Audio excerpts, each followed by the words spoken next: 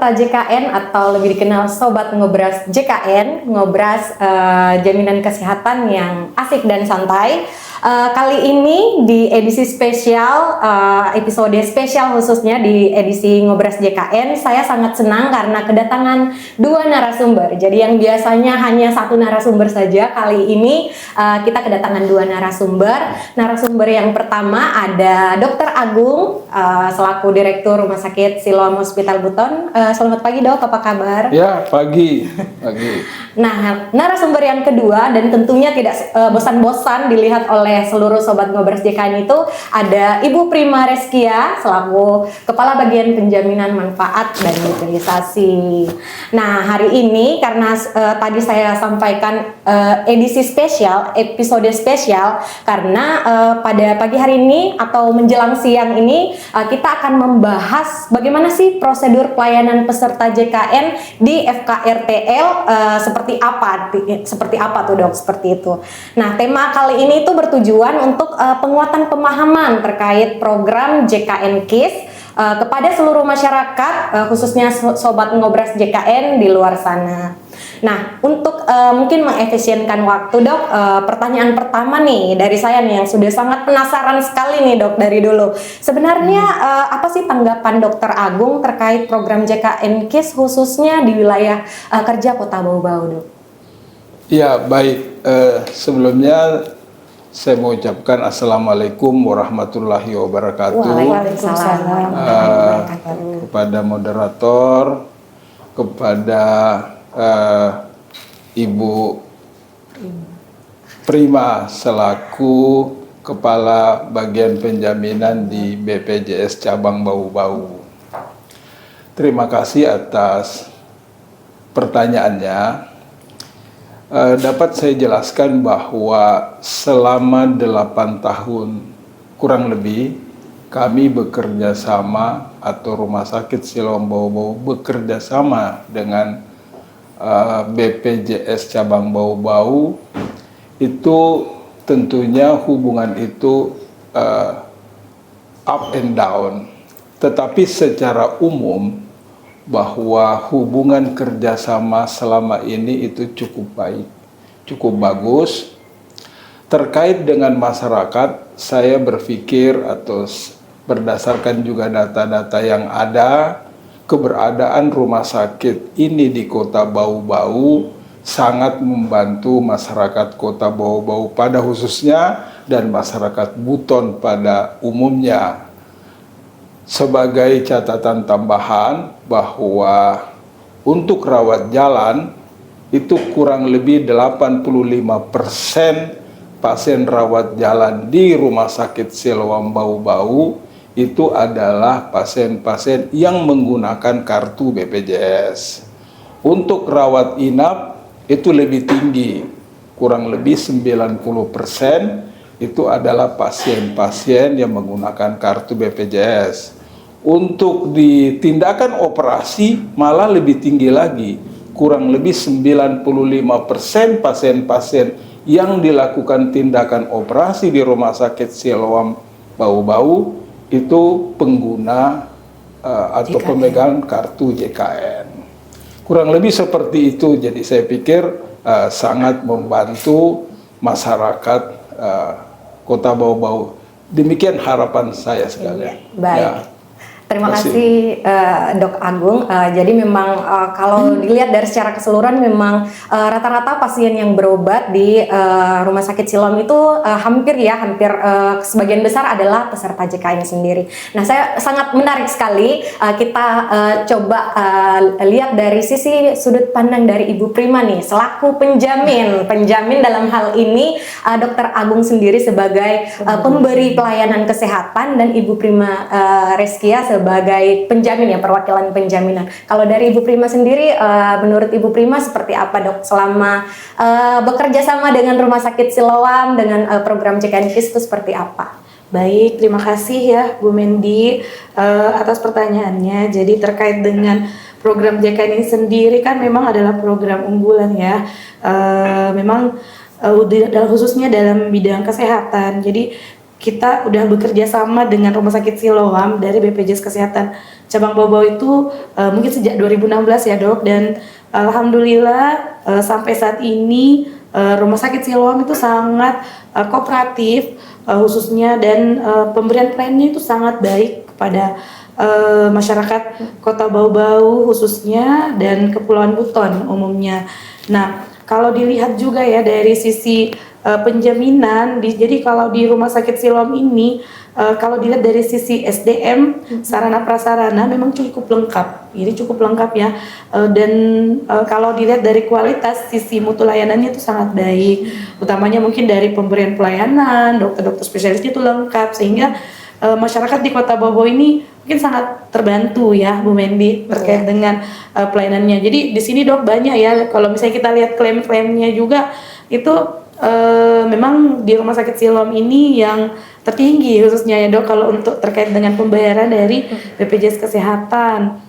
Nah kemudian untuk pelayanannya sendiri dari manajemen kami melihat memang dari sisi kerjasamanya, dari sisi pemberian layanan itu semua sudah cukup baik sampai saat ini, sangat baik mungkin ya dok.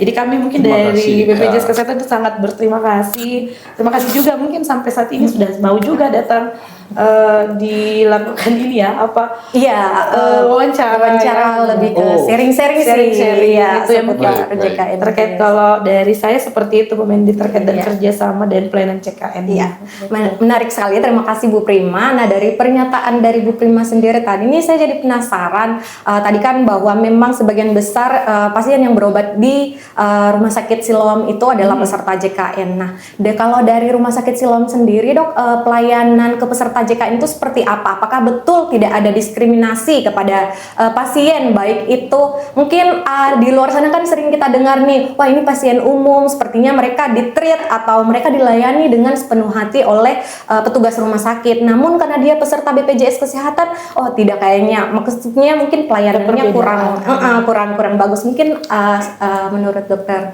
Agus sendiri seperti apa tuh dok? Ya baik.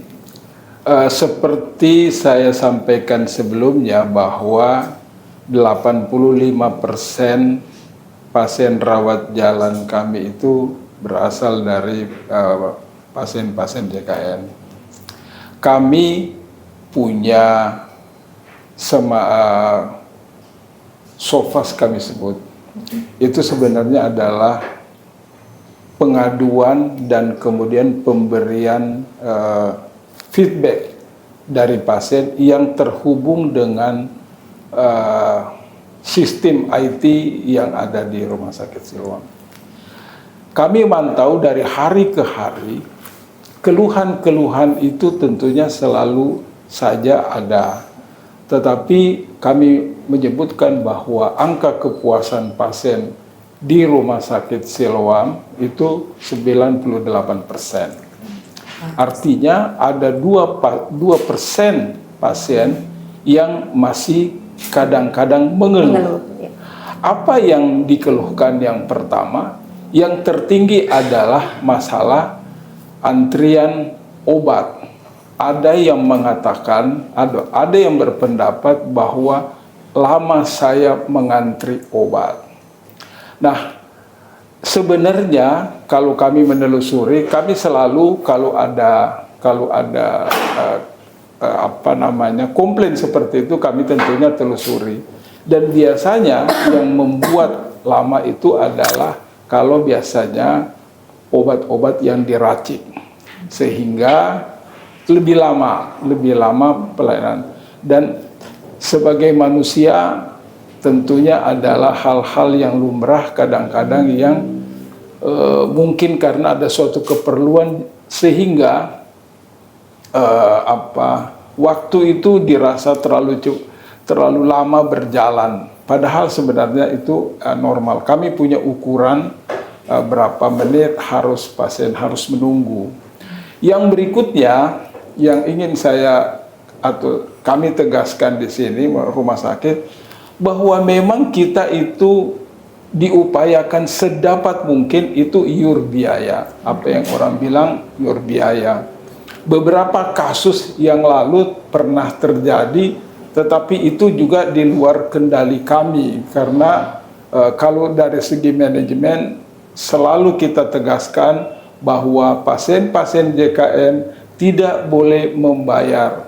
Sebagai contoh, kalau ada pasien yang datang berobat dan kemudian memerlukan obat yang persediaannya di rumah sakit tidak ada atau kosong, maka kami merasa bertanggung jawab untuk mencarikan obat tersebut dan diberikan kepada pasien, bukan pasien yang diberi resep untuk membeli di luar.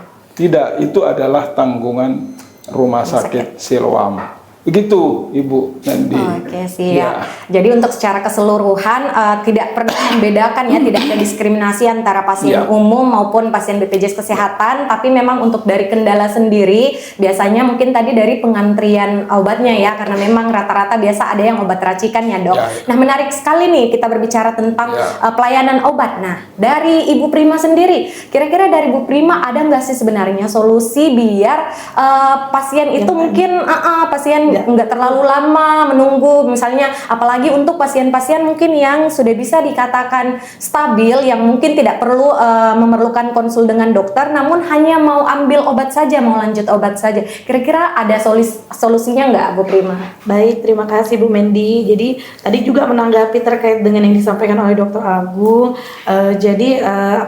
Untuk pengambilan obat ini sebenarnya masing-masing rumah sakit juga boleh punya inovasi dok. Jadi untuk pengambilan obat itu misalnya kalau kita lihat di beberapa rumah sakit di kota besar ya, mereka misalnya punya contoh mungkin di Siloam Makassar ya dok, kalau tidak salah ya, mereka punya pengantaran kayak kurir obat ya, mungkin semacam gitu kurir obat seperti itu mungkin bisa menjadi salah satu inovasi ataupun layanan yang unggulan yang bisa membuat juga tadi 2% dari yang dokter sampaikan itu bisa menurun gitu. Nah, terkait dengan tentu pasien-pasien stabil yang tadi Bu Mendy sampaikan, jadi sebenarnya kalau di BPJS Kesehatan itu Bapak Ibu sekalian itu punya namanya program untuk obat itu sendiri, ada namanya obat kronis, ada namanya obat iterasi. Nah, untuk pengambilan obat kronis ini sebenarnya pasien bisa diberikan obat sebanyak 30 hari. Jadi obat itu satu kali pasien datang, kalau kondisinya memang masih belum stabil, namun pasien ini bisa diberikan oleh obat dokternya 1 bulan, itu bisa diberikan 30 hari dan itu bisa dijamin oleh JKN. Nah, beda lagi ada juga namanya obat PRB, kemudian iterasi. Nah, kalau iterasi sendiri ini mungkin juga menjawab ya. Jadi selama ini kan ada pasien-pasien yang tidak bisa rutin tuh dok ya ke rumah sakit karena misalnya kondisinya sementara tidak bisa bangun. Nah, itu bisa diberikan obat iterasi. Obat iterasi ini misalnya pasien datang pertama di bulan awal, di bulan 1, kemudian diperiksa oleh dokter, kemudian dari hasil pemeriksaan dari dokter ini pasien ini membutuhkan bisa diberikan obat iterasi, nanti akan dicentang iter dok. Kemudian nanti di bulan kedua, bulan ketiga sisa keluarganya yang mengambilkan, jadi tidak perlu lagi pasiennya datang untuk berobat ke rumah sakit, tinggal dilanjut obatnya atas persetujuan dokter utamanya ya, pastinya atas persetujuan dokternya, dokter penanggung jawabnya. Nah, kemudian ada lagi yang namanya obat PRB Bu Mendy. Obat PRB ini kalau pasien kondisinya sudah stabil, sudah masuk ke dalam kriteria stabil dan masuk ke dalam jenis obat penyakit jenis-jenis pasien PRB, misalnya pasiennya jantung, diabetes mellitus, asma, PPOK. Nah, itu kalau sudah stabil ya kembali lagi ke kewenangan dokternya. Kalau misalnya dianggap sudah bisa berobat kembali ke FKTP-nya, tidak perlu lagi datang ke rumah sakit mengantri.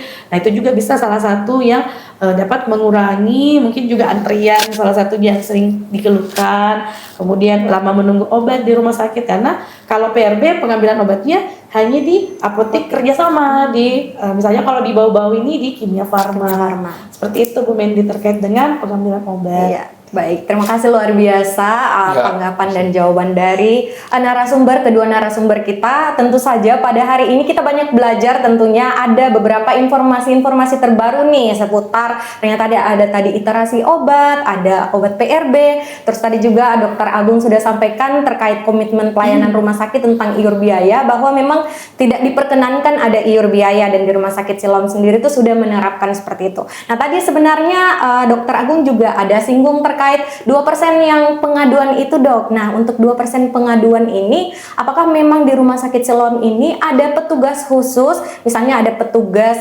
PIPP, kalau di BPJS Kesehatan sendiri kami ada BPJS 1, BPJS siap membantu. Nah, kalau di rumah sakit sendiri petugasnya itu memang ada, Dok, atau disiapkan seperti apa di rumah sakit? Baik. Sampai saat ini tidak ada satu petugas khusus yang satu orang hanya untuk itu. Tetapi petugas-petugas kita secara tim itu selalu bekerja setiap hari untuk menyelesaikan masalah-masalah yang ada. Nah, masalah-masalah itu sebenarnya tidak setiap hari muncul. Dan kalau muncul, kami punya semacam SOP untuk menyelesaikan masalah-masalah itu. SOP-nya pertama, kami akan menghubungi pasien tersebut secara telepon langsung. Kemudian kami komunikasikan, kami menanya balik kira-kira apa yang dikeluhkan supaya jelas. Kemudian kita melakukan komunikasi dan edukasi, dan bila perlu apakah pasien tersebut datang ke rumah sakit ataukah petugas kami yang datang ke alamatnya. Kita komunikasikan supaya bisa terselesaikan. Biasanya kalau kami sudah melakukan komunikasi, masalah-masalah ini itu terselesaikan dengan baik. Nah, karena kita mau ngomong masalah obat, sekalian saja saya juga menghimbau kepada pasien-pasien kami yang berobat ke Rumah Sakit Siloam untuk mengambil obatnya bila sudah diberi obat. Karena di catatan kami, itu setiap bulan ada saja pasien-pasien BPJS yang sudah diberi obat dan sudah disiapkan obatnya, tetapi tidak diambil oleh pasiennya. Jadi saya merasa itu juga sayang, karena obat itu kan sesuatu berharga dan itu butuh biaya. Nah, kita tunggu-tunggu kadang-kadang sampai 1-2 minggu tidak ada juga yang ngambil. Jadi itu setiap bulan ada saja. Jadi himbauan saya mungkin bisa seperti itu. Bila diberi obat, ambillah obatnya, minumlah secara baik dan benar sehingga pasien itu bisa sembuh dengan baik. Kira-kira begitu, Ibu Wendy. Iya, baik. Terima kasih, Dokter Agung. Mungkin ada tanggapan, Dokter Prima, atau cukup kita lanjut? Oke, kita lanjut ke pertanyaan berikutnya kalau begitu, Dok. Tadi disampaikan itu mungkin tadi ada SOP untuk pengaduan, terus ada juga alur pelayanan untuk pelayanan obat ya, Dok. Tapi mungkin secara keseluruhan nih, kita jadi penasaran nih, mungkin seluruh masyarakat Kota Bau-Bau khususnya atau seluruh sobat Ngobras JKN di luar sana tuh sebenarnya bingung bagaimana sih sebenarnya alur atau prosedur pelayanan yang bisa dilayani di Rumah Sakit Siloam seperti itu, Dok. Mungkin bisa dijelaskan secara garis besarnya saja pelayanan alur peserta JKN dilayani di Rumah Sakit Siloam itu seperti apa, Dok? Ya, baik. Jadi ini alur ya, kita bicara alur. Alur masuk pasien di rumah sakit itu 2. Pertama dari emergensi, di mana dari emergensi itu tentunya tidak ada syarat yang ketat.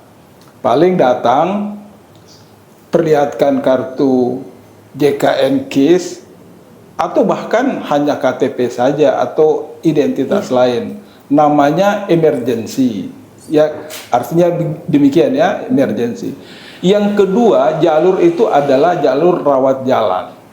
Nah, jalur rawat jalan ini supaya ibu bapak juga paham bahwa untuk datang ke rumah sakit itu harus bawa pengantar dari FKTP 1 atau dari PPK 1 atau dari puskesmas atau dari klinik atau dari mana saja.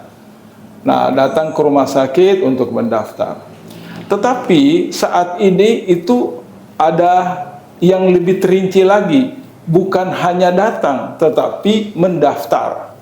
Mendaftar, kita kehendaki pasien-pasien itu mendaftar lewat MJKN. Ya, Mobile JKN, orang bilang mobile. Dan itu bisa dilakukan paling telat 3 jam sebelum datang ke rumah sakit.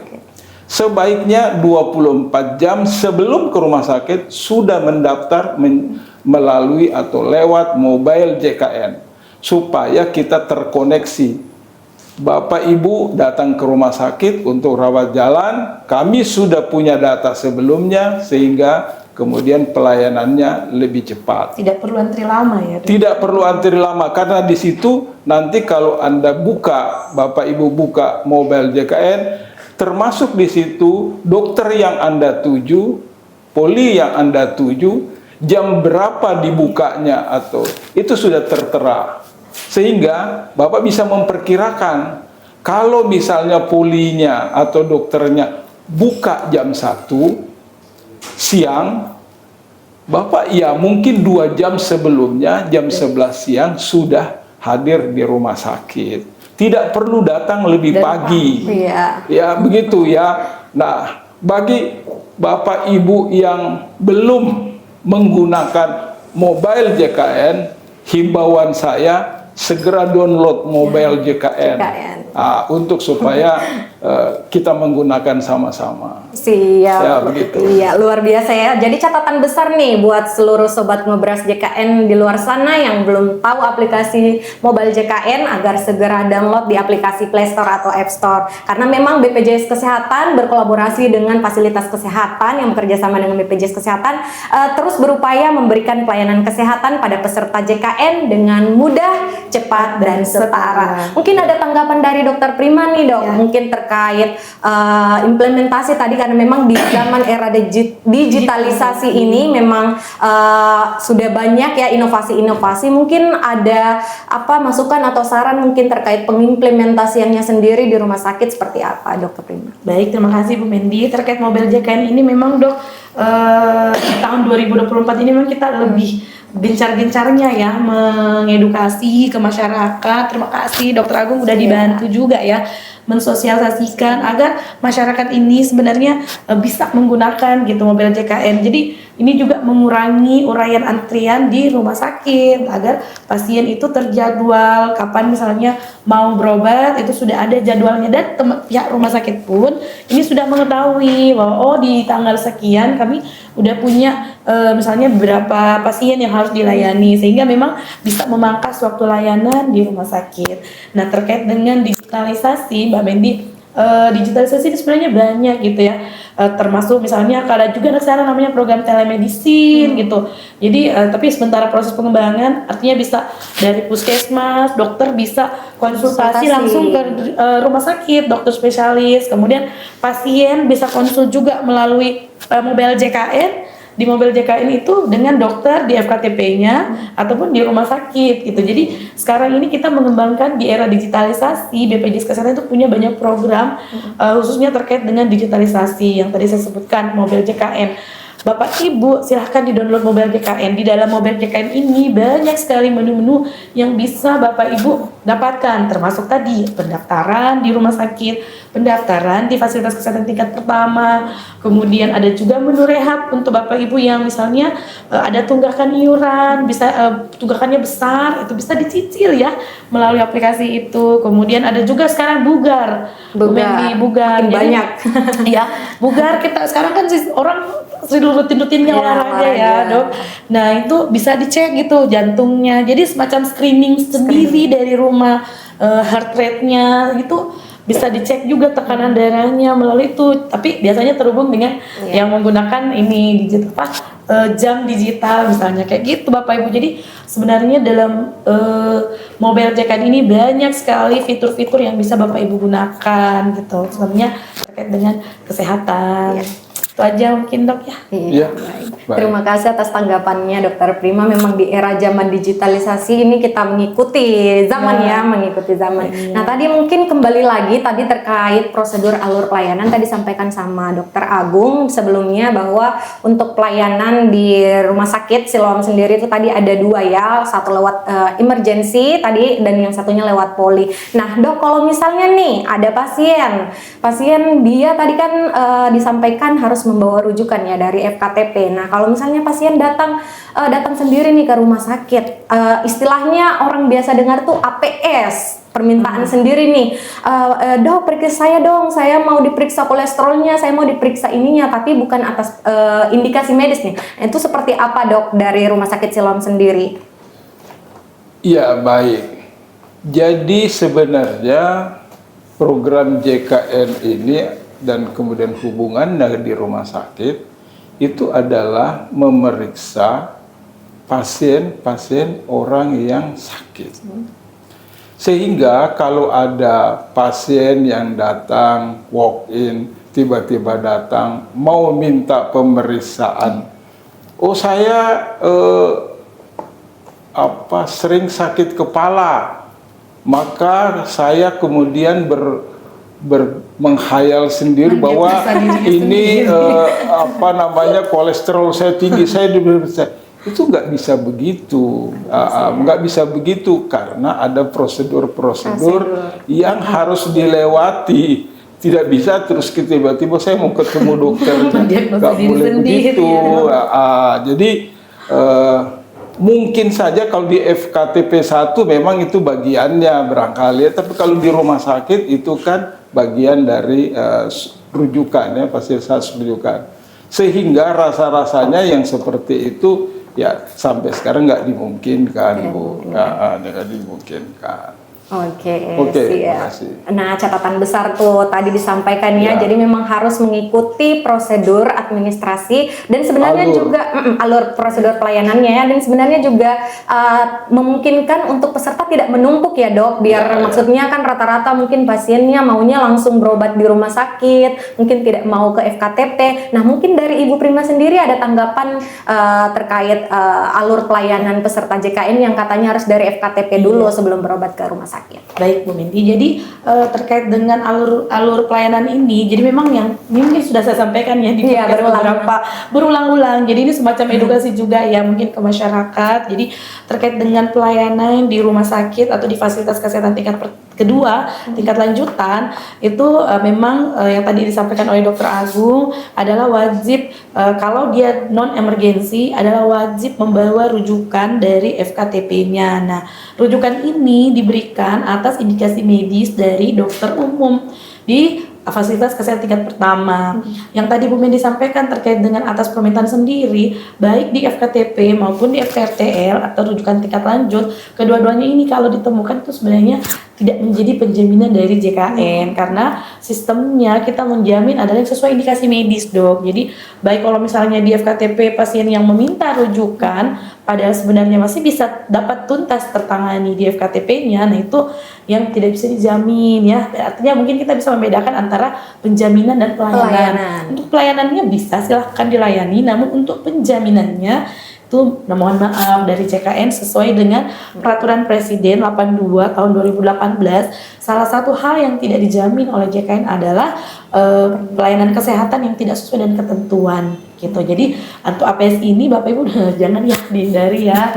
Nah, kemudian kalau misalnya sesuai indikasi medis ke rumah sakit, di rumah sakit pun kalau pasien yang mendiagnosa mungkin ya datang minta ini minta itu sebenarnya ya tidak dibenarkan juga ya Bapak Ibu. Kecuali atas indikasi medis dari dokternya diarahkan misalnya untuk melakukan pemeriksaan USG, CT scan, kan di rumah sakit Siloam ini banyak tuh ya pelayanan canggih. Nah itu namun atas indikasi dari dokternya, dari DPJP-nya. Jadi Bapak Ibu tenang saja kalau misalnya memang dibutuhkan untuk dilakukan pemeriksaan kepada Bapak Ibu sekalian, pastinya nanti akan sarankan atau diberikan arahan oleh dokter penanggung jawabnya. Oke, siap. Menjadi catatan besar tadi nih pelengkap dari jawaban Dokter Agung sudah dilengkapi dari Ibu Prima sendiri, dan tidak terasa ternyata nih sobat ngobras JKN kita udah hampir 30 menitan ya, malah lewat nih saking asiknya ngobrol dengan narasumber kita pada hari ini. Pertanyaan terakhir nih Dok, mungkin sebelum menutup pertemuan atau episode spesial ngobras JKN ini, kira-kira kendala atau mungkin pesan untuk BPJS Kesehatan atau program JKN seperti dari rumah sakit itu seperti apa Dok? Mungkin itu saja sih pertanyaan terakhirnya. Iya, baik, terima kasih, pertanyaannya bagus sekali. Sebenarnya kalau dari kami, pertama dari segi dari BPJS sendiri, kami mengharapkan sebenarnya adalah backup dan dukungan dari BPJS Kesehatan terkait dengan pelaksanaan pelayanan kepada masyarakat di Rumah Sakit Siloam. Sekalian saya ungkapkan contoh, kami melaksanakan di Kota Bobo ini namanya hemodialisis. Program ini atau kegiatan ini sudah berlangsung lama. Banyak sekali pasien-pasien yang tertolong oleh karena tindakan ini. Jadi kami backup, maksudnya bahwa pasien-pasien kami sampai sekarang mohon BPJS juga untuk mengedukasi masyarakat, dan kemudian kami melakukannya supaya program ini tetap berlangsung. Karena banyak sekali pasien-pasien kita sayang, bahkan kami sekarang ini dibilang kebanjiran pasien HD. Kenapa demikian saya katakan begitu? Karena sampai sekarang banyak antrian. Antrian kami sudah ada 19 orang untuk tindakan. Itu yang pertama. Yang kedua, bahwa mohon juga disosialisasikan kepada masyarakat dari BPJS bahwa MJKN itu adalah mungkin wajib barangkali, karena kalau tidak demikian, program yang cukup bagus ini kita masih menerima walk-in, itu merepotkan semuanya, merepotkan masyarakat, merepotkan rumah sakit juga karena menumpuk.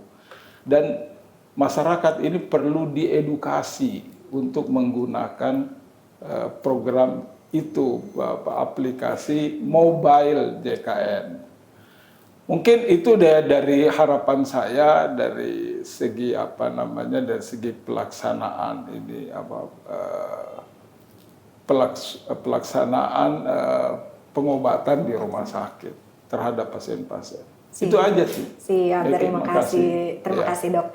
Mungkin ada tanggapan nih dari Ibu Prima nih. Tadi yang pertama mungkin terkait support, dukungan untuk pelayanan HD ya. Karena memang untuk di wilayah kerja Kota Bau-Bau sendiri memang saat ini baru Rumah Sakit Siloam ya yang melakukan pelayanan hemodialisis kepada seluruh peserta JKN KIS. Nah yang kedua mungkin tadi harapannya juga untuk seluruh sobat ngobras JKN, seluruh masyarakat di luar sana yang punya keluarga wajib nih menginformasikan seperti kata Dokter Agung tadi.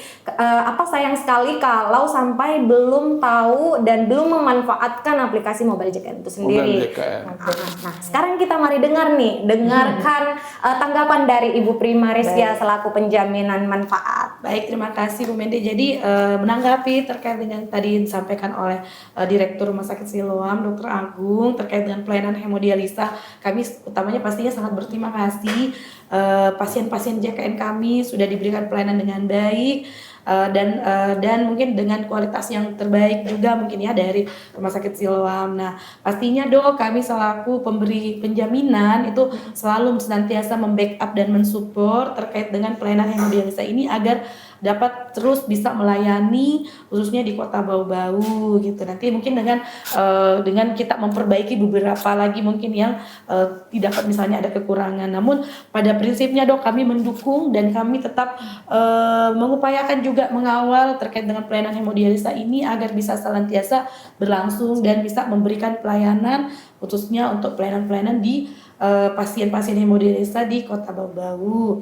Nah, kemudian pertanyaan kedua tadi jawaban dari Dr. Agung terkait dengan mobil JKN. Iya benar sekali Ibu Mendi. Ini kita melakukan podcast Dok, mungkin salah satu adalah edukasi ya ke masyarakat bagaimana pasien-pasien yang akan mengakses pelayanan di rumah sakit maupun di FKTP itu bisa mendownload terlebih dahulu mobil JKN agar ini sebenarnya memudahkan kita. Ini sudah kita berulang-ulang ini menyampaikan, memudahkan kita agar kita bisa tersistem, terjadwal. Jadi tidak lagi antri dari pagi, jadwalnya siang, dari subuh itu kita dulu ingat ya. Pasiennya belum ada, sendalnya yang mengantri, itu kan mengurangi yang seperti itu ya Bapak Ibu. Jadi memang ini digitalisasi, memang kita harus beralih gitu. Kita dari konvensional, dari manual, kita harusnya nanti makin ke sini makin sifatnya kita digitalisasinya yang dikembangkan. Mungkin itu saja kalau dari kami Dok. Terima kasih banyak Dok atas Sama-sama, waktunya, Dok. sama-sama. Terima kasih. Mungkin saja ya saya kembalikan ke Ibu MC. Oke, siap. Terima kasih. Mungkin jawaban dari Dokter Agung dan Ibu Prima tadi sekaligus closing statement ya di edisi spesial kita pada hari ini. Kami mengucapkan sekali lagi terima kasih untuk waktu dan kesediaan dari Dokter Agung sendiri sudah menyediakan di sela-sela waktunya mungkin kesibukannya untuk dapat berbincang-bincang nih tentang seputar program JKN KIS itu sendiri.